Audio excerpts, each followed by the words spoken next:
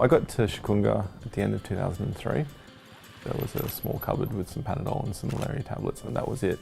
And if people wanted to access healthcare services, they either didn't, stayed at home and would die, or they would walk hours to a healthcare facility, which obviously is quite difficult to do if you're not well.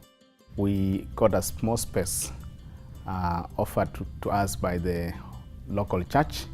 The clinic operated from that space from 2003 up to 2007 when we got the major funding from KenyaAid, and we were able to purchase land and we started up a hospital. It has both laboratory, pharmacist, clinic, delivery room, and it has 2 wards. The ambulance has saved a lot of life. I can't even mention how many women have been saved because of complications in delivery.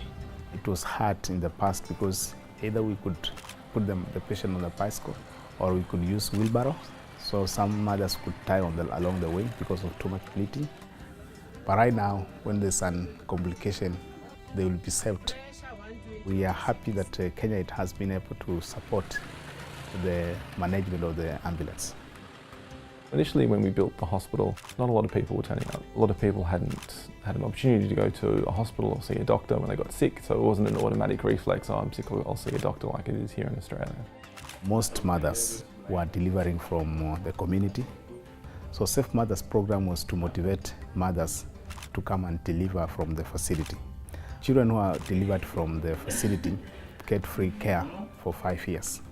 This is because most of the children who are below 5 years are more vulnerable to diseases.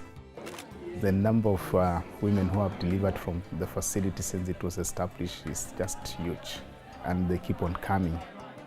We also started a program for HIV, which we started putting people living with HIV together, and we teach them on how to take it positively and engage themselves in small activities that can also support their living.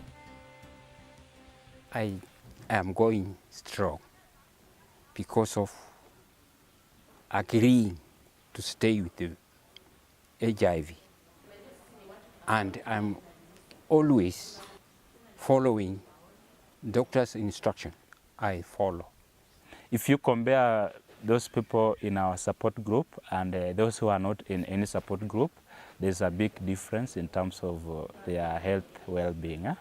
We have a focus on child's health and women's health because I think that makes the biggest impact in the community, looking after those 2 groups.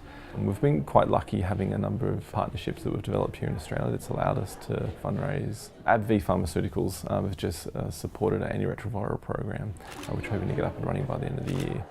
And what we see in KenyaAid is this ability to have this remarkable impact in a place where no one else is prepared to go and to do the things that are the really tough things to do. And that's something that inspires us in our work, so we look for that in people that we support. And it's an incredible story. It doesn't matter how many times you hear it. And to build a hospital, to build a school, to have kids actually being educated that had no education before, like that's pretty amazing in 10 years. Last year we saw 2,500 patients through the clinic. Immunisations, medications, equipment, all those costs for 12 months is just under 35,000 Australian dollars. You can really get these programs up and running without a huge lot of time costs or financial costs. I'm hoping the Murudev programs to grow up to a level where they are able to support us in management of opportunistic infections for our people living with HIV. And then we also need support to improve the services we offer generally to our clients, and especially to the under 5s, and in the Safe Mothers program we will need to improve the services and be able to like handle most of the things without necessarily referring.